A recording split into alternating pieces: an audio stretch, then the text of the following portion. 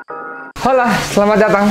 Baik lagi bareng gue Adam Harith. Seperti biasa, gue ini termasuk sering memperhatikan obrolan atau diskusi orang-orang tentang dunia batu, khususnya di Facebook.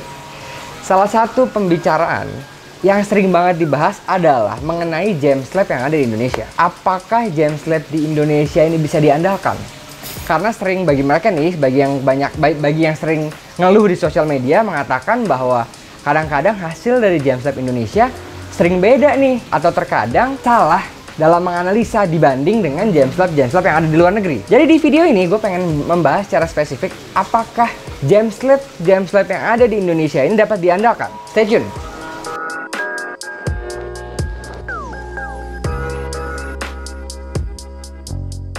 Untuk menjawab pertanyaan bahwa apakah James Lab di Indonesia dapat diandalkan atau tidak, yang pertama kita lakukan adalah mengidentifikasi terlebih dahulu mana James Lab yang kredibel dan memiliki reputasi baik.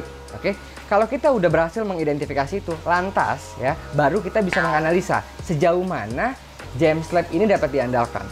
Gua akan jelaskan begini ya. Pada dasarnya untuk membentuk satu James Lab ya, sesuai yang diatur oleh Komite Standar Internasional bahwa James Lab haruslah memiliki peralatan-peralatan standar gemologi.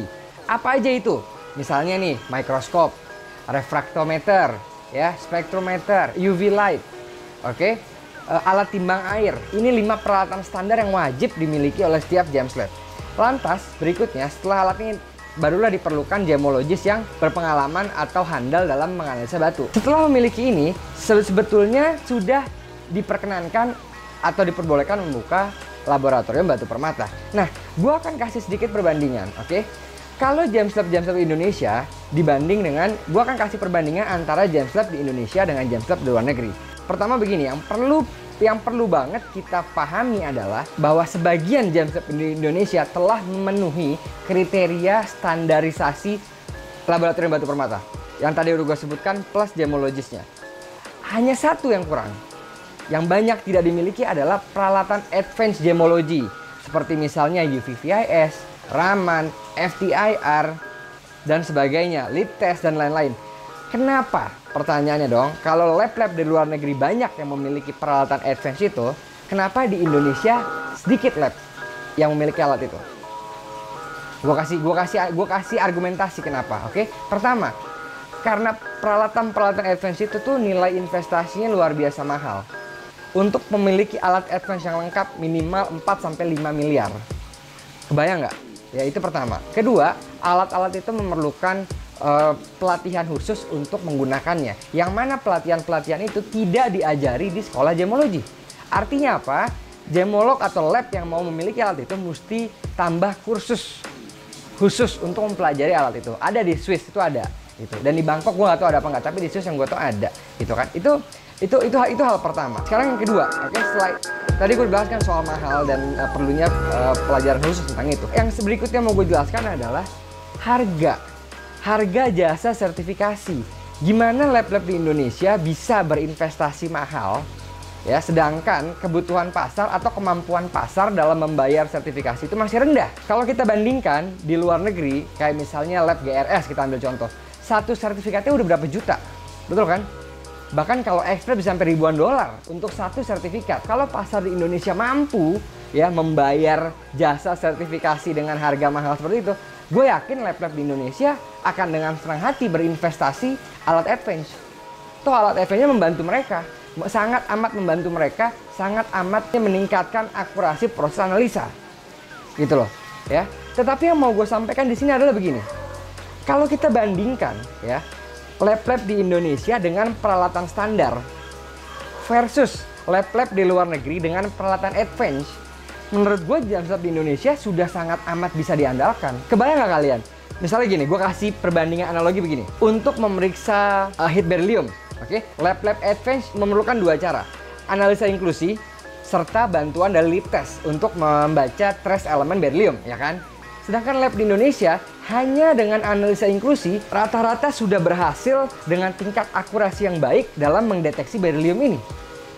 Apa artinya? Limitasi yang kami hadapi di lab di Indonesia ini justru meningkatkan kreativitas kami untuk mencari cara Bagaimana supaya kami tetap dapat menganalisa dengan maksimal walau tanpa bantuan alat advance.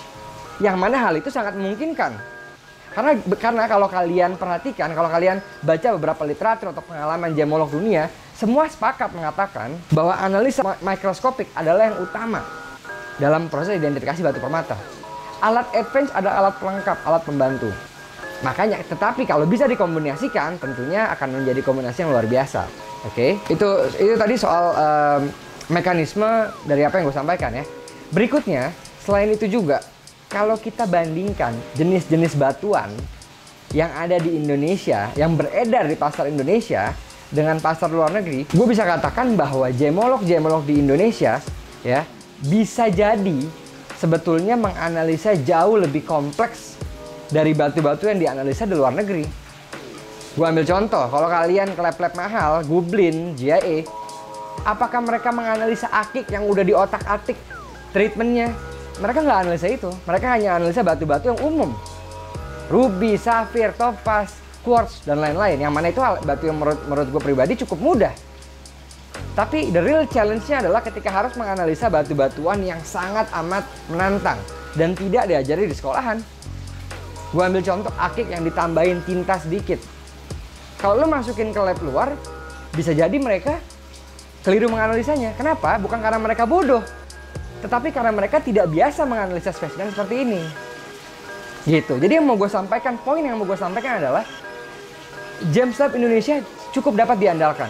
Kalaupun terjadi perbedaan hasil ya antara lab di Indonesia dengan lab di luar, gue bisa bilang bukan berarti kita pasti salah.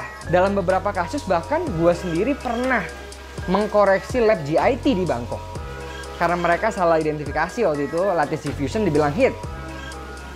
Gitu. Dan gue yakin teman-teman gue di lab seperti lab-lab yang kredibel yang memang memiliki reputasi dan gemolog-gemolog yang bertanggung jawab pun sama gitu loh ya. Jadi kalian jangan khawatir jika menggunakan sertifikasi lab di Indonesia ya. Tapi itu lagi tadi yang pertama gue sampaikan tadi, kalian identifikasi dulu mana lab yang kredibel dan mana yang enggak. Kalau kalian bicara lab-lab yang tidak kredibel ya jangan jadikan perbandingan itu dengan lab luar gitu loh ya. Pada akhirnya setiap James Lab di dunia ya, mau di Indonesia atau di luar negeri ya, mau lab dengan skala lokal atau lab dengan skala global, semua lab pasti pernah melakukan satu kesalahan. Pasti. Itu gue jamin. Sebut satu lab yang nggak pernah ya. Gublin itu pernah ngasih dua hasil satu batu yang berbeda ya. GIA juga pernah melakukan itu.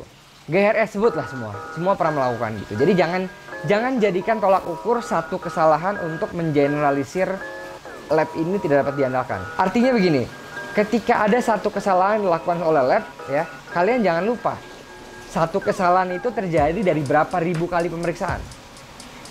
Artinya berapa persen satu lab melakukan kesalahan ya. Kalau masih di bawah 1 atau 2% itu kan dikit sekali ya. Misalnya dari 100 batu cuma salah 1 batu. Menurut gue ini rate yang sangat rendah dan masih bisa dimaklumi selama lab yang melakukan kesalahan juga dapat memberikan penjelasan kenapa salahnya. Apakah mereka salah karena berpikir? Karena begini ya, salah karena berpikir itu lebih baik daripada benar karena kebetulan. Jangan lupa itu. Oke, udah dari gue itu aja ya untuk pembahasan kali ini. Nanti gue akan beberapa video ke depan gue akan banyak kemarin gue sering bahas soal teori batu ya. Gue akan stop dulu itu. Gue akan fokus tentang isu-isu yang berada di grassroots lapangan nih, yang sering menjadi perdebatan. Ya kadang-kadang nggak usai-usai. Kadang semua orang menjadi expert menjawabnya, padahal ngaco. Oke, itu aja dari gue ya. Jangan lupa kalian like, subscribe, dan komen ya pengalaman-pengalaman kalian yang pernah terjadi dengan James Lab di Indonesia. Oke, nanti kita akan bahas lagi tentang itu ya. Thank you so much for watching.